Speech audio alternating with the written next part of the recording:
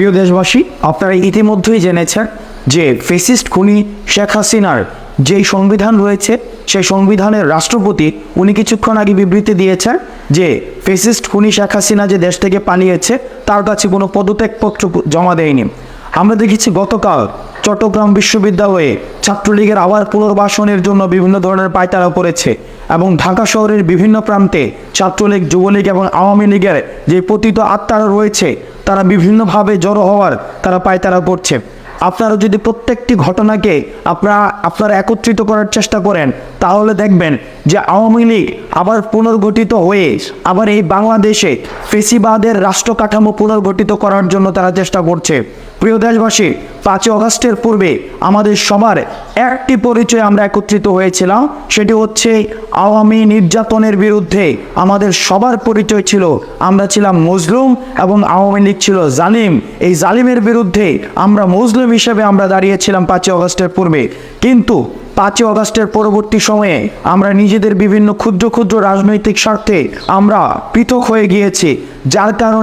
যার ফলশ্রুতিতে এই যে একটি গ্যাপ ক্রিয়েট হয়েছে, এই গ্যাপ ক্রিয়েটের জায়গাটিতে আবার আওয়ামী ফ্যাসিস্ট সরকার আবার তার পুনর্বাসনের ছক কষছে।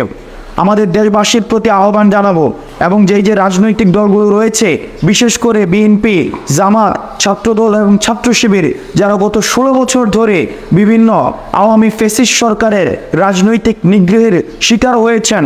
আমরা আপনাদের কাছে আহ্বান জানাবো নিজ নিজ দলীয় স্বার্থের ঊর্ধ্বে উঠে আমরা 5 আগস্টের পূর্বে যেভাবে মজলুম হিসেবে আমরা জনতার কাতারে এসে দাঁড়িয়েছিলাম এবং ফ্যাসিস্ট খুনি শেখ হাসিনার বিরুদ্ধে আমাদের অবস্থান জারি করেছিলাম এবং নিজেদেরকে এই জালিমের বিরুদ্ধে আমরা মজলুমের কাতারে এনে দাঁড়িয়েছিলাম,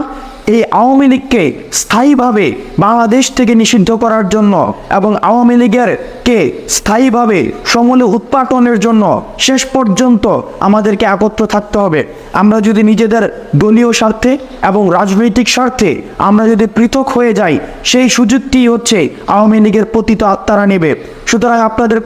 কাছে আহ্বান, আপনারা বিভিন্ন জায়গায় যদি খুব মনোযোগের সাথে দেখেন তাহলে দেখবেন বিভিন্ন জায়গায় চক্রান্ত চলছে, বিভিন্ন জায়গায় আওয়ামী লীগকে আবার পুনর্বাসন করার আমরা দেখছি প্রশাসনিক এবং বিচারিক বিভিন্ন ধরনের ষড়যন্ত্র চলছে। এই ষড়যন্ত্রগুলোকে রুখে দিতে আমাদের জাতীয় ঐক্যের কোনো বিকল্প নেই। সুতরাং যারা আমরা 5 আগস্টের পূর্বে মজলুম হিসেবে আমরা জনতার কাতারে এসেছি, সুতরাং আওয়ামী লীগকে স্থায়ীভাবে নিষিদ্ধ করার জন্য এবং বাংলার মাটিতে তাদের যে কোনো ধরনের পুনর্বাসন ঠেকাতে আমাদের সবসময় ঐক্যবদ্ধ থাকতে হবে। যে কোনো রাজনৈতিক পরিচয়ের ঊর্ধ্বে উঠে